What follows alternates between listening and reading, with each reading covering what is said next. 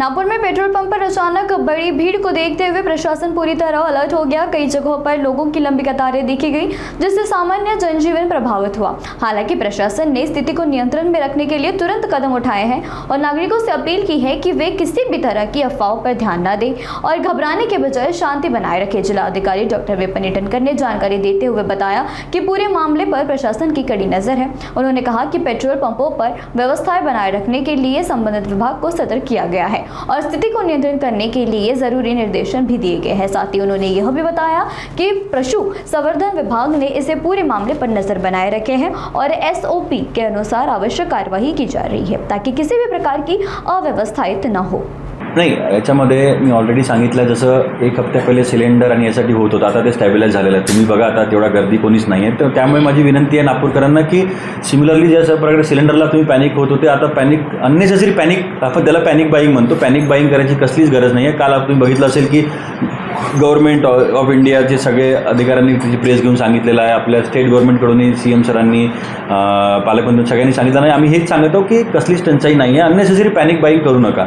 आता ते राशनिंग करण्यासाठी तुम्हाला ऑलरेडी मी मागच्या हप्त्यात सांगितलेलं आहे की एक JR गव्हर्नमेंटनी काढलेला आहे, त्याच्यामध्ये कलेक्टरच्या अध्यक्षतेखाली पोलीस प्रशासन, FDA प्रशासन, ऑइल कंपनीचे OMC, त्याच्यानंतर गॅस सिलेंडरचे सगळे प्रतिनिधी, त्यांना सगळ्यांना कमिटी करून कोणत्या कॅटेगरीला कशा प्रकारे द्यायचं, त्याच्यामुळे डोमेस्टिकला 100% म्हटलेलं आहे, कुठेच कट लावले नाही। कमर्शियलमध्ये 50%, इंडस्ट्रीसाठी 50% ते कट लावलेलं आहे। त्याच्या अनुषंगाने आमची जी कमिटी आहे ते रिव्ह्यू आम्ही घेत असतो। माझी एकच विनंती आहे की आत्ताही अननेसेसरी जिथे तुम्हाला 1 लिटर लागते तिथं टँक फुल कमी करत आहे, तुम्हाला वाटतं की संपून जाईल, त्यामुळे पॅनिक करण्याची कसलीच गरज नाही आहे। गव्हर्नमेंट कमिटेड आहे, ॲडमिनिस्ट्रेशन पण लक्ष देऊन आहे। आमचं डेली बेसिसवर आमच्या मीटिंग्स होत आहे, आम्ही व्हॉट्सॲपवरही आम्ही अलर्ट आहोत, आमच्याकडे इनपुट जे इंटेलिजन्स त्याच्यामुळे पण आम्हाला अलर्ट आहे पोलिसांमार्फत, त्यामुळे कसलंच पॅनिक बाईंग करण्याची नागरिकांना गरज नाही। पण rumour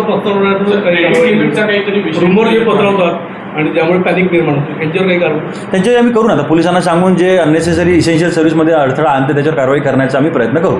petrol pump धारकांची credit limit कुठेतरी हे झाले, अगाऊ पैसे त्यांना भरावे लागत आहे, त्यामुळे कुठेतरी साठे, अनेक पेट्रोल पंपावर साठे खरं तर कमी संपला, त्यामुळे बंद झाले, त्यामुळे किती जास्त निर्माण नाही। माझं एकच विनंती आहे, मी कालही हेच बोललो की जर एखादी एजन्सी, एखादी पेट्रोल पंप ओनर असं करत असेल तर आम्हाला ते आम्ही त्यांच्यावर कारवाई करू। म्हणजे एखादा पेट्रोल पंप असून सुद्धा मला जर की आमचा साठा संपलेला आहे तर मी त्याच्यावर कारवाई करू, पण असं होणार नाही। मी आता 2-3 सकाळपासून मी आज फिरलो तर 2-3 पेट्रोलवर गर्दी मला दिसलेला आहे, त्यामुळे माझी विनंती आहे की पेट्रोल सप्लाय पण आहे आणि आपल्याकडे साठा सुद्धा आहे, त्यामुळे पॅनिक करण्याची कसलीच गरज नाही। पेट्रोल पंप संघटनेची तक्रार अशी आहे की म्हणजे त्याला जे क्रेडिटवर आधी पेट्रोल मिळायचं ते देणं बंद केलं, त्यामुळे अनेक पेट्रोल पंप बंद आहे, त्यामुळे मग लोकांना असं वाटतं की ते बंद असल्यामुळे त्यांचा साठा तर संपला नाही। माझ्यापर्यंत असं आलेलं नाही। आज संध्याकाळी 5 वाजता पुन्हा आमची मीटिंग आहे, आम्ही रोज संध्याकाळी मीटिंग घेतो। आज मीटिंग झाल्यावर मी आपल्याला त्याच्यावर सविस्तर सांगेन।